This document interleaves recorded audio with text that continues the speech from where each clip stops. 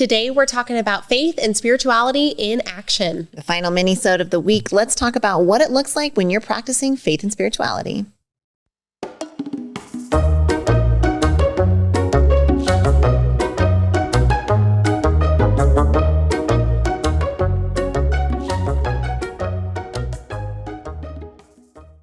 Do you want what you want sooner rather than later? Do you find yourself growing more effectively in environments where people are growing alongside you? Well, we have the conference for you. Do you love going to events as much as we do? Then you want to be in the room for the Further Faster conference happening October 29th and October 30th in Las Vegas, Nevada. Now, the Further Faster conference is headlined by our dear friend, mentor, and business partner, Joseph McClendon III. And trust us, you're going to want to be in the room. This is 2 days jam-packed of material that will help you grow personally and professionally. And if you're wondering how to make $1 million in 10 years, you have to be in the room to hear the strategy that Joseph is going to share. It is phenomenal. Go to neuroencoding.com/FFC to learn more about the Further Faster conference coming at the end of October. We hope to see you in Vegas. And now back to the show.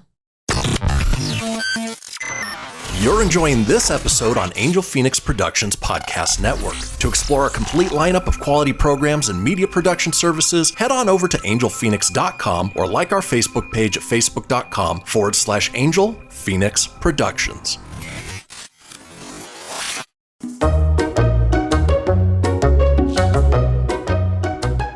All right, let's pick up on some of these actions. Now, we talked earlier in the week about how oftentimes religious institutions serve the function of being able to provide a certain set of actions that help someone feel aligned spiritually. But those actions can look different for everyone, especially for many of us millennials who are going to that spirituality, religious faith buffet and finding all kinds of different actions that work for us. I think what's important to note on a macro level is that just any kind of action and expression is helpful. If we think about the physical body takes in food, uses that as energy and fuel for all of your physical activity and motions, and then it gets rid of the rest. Now, if you take in more calories than you use, then your body will demonstrate that. So from a faith and spirituality perspective, you think about it, if you're consuming a lot of content, if you're thinking about those questions that we introduced in the big episode on Monday, if you're really doing a lot of exploration, but you're not expressing at all, you might feel a little bloated from all of this energy inside of you that's not getting to get expressed. And so having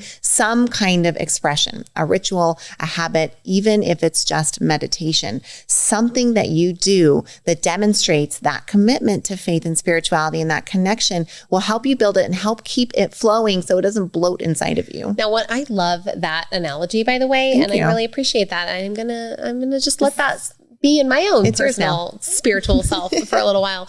But want to share a ritual that is fun that both Shyla and I like to engage in a little bit. And we teased it in the last episode. And now this may sound silly, but one action that you can do is to follow moon cycles. Now you might be like, oh God, they're going to talk about that astrology stuff. No, we are not. Actually going to come down to a little bit of the science behind how the moon magnetizes the water of our planet. Now, the tides we know are affected by the moon. A tide of the ocean will be stronger when the moon is full. When the moon is waning, the tides begin to recede and they come and they go along with the cycles of the moon. Now, we see lakes do the same exact thing. They expand and recede with those moon cycles. You, as a human being, are 70% water. So if you think that the magnetism of the moon has zero effect on you, then I would like to invite you to just maybe explore a little bit of moonology for yourself, because working with the magnetism of the moon can be a really incredible way for you to just take some action on a regular basis toward making you feel more spiritually connected. I love that you do that. And for Christmas last year, I gave Kay a moon calendar, and that has been helping her tap into that expression of spirituality even more. And it's always, I love relying on you. You'll say, okay, it's time for new moon manifestations. And I just like to be privy to that. Now, some spirituality and faith in action is probably quite familiar to you. Maybe you've heard of a little thing called prayer. That would be one way that people express their spirituality and their faith. Prayer, for, in the New Age way, we're calling that meditation. But this time spent where we are exploring deeper questions, deeper meaning, and deeper significance, oftentimes in a dialogue, imagined or not, with a higher power. And so when we're able to do this, this is that habit, that ritual, that action, taking in processing and transforming what you're taking in so that you can have that expression to continue to invite more to come in. So we see this through prayer, meditation. We like things like rosary beads are all very symbolic of taking action to back up your faith. Another faith action that you can take that can be really wonderful is the action of journaling. Now, even if it's journaling from maybe an emotional sense, right? You're utilizing your journal as a way to get your emotions out there.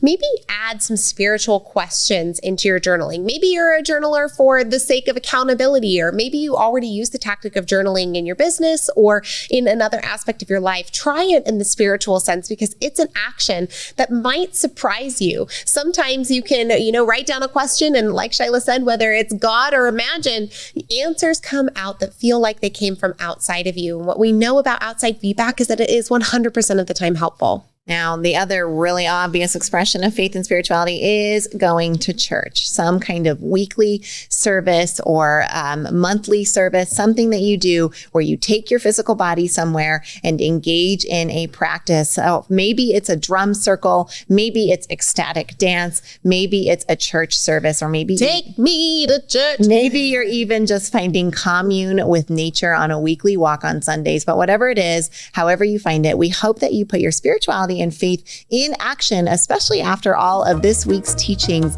And as always, we're coming at you with love from your sisters, Kay and Shy.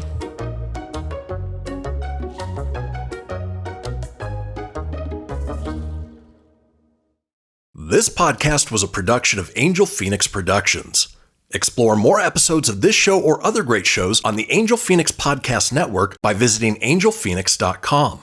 The views expressed in this show do not necessarily represent those of Angel Phoenix Productions or its advertisers and may contain language that's unsuitable for younger listeners.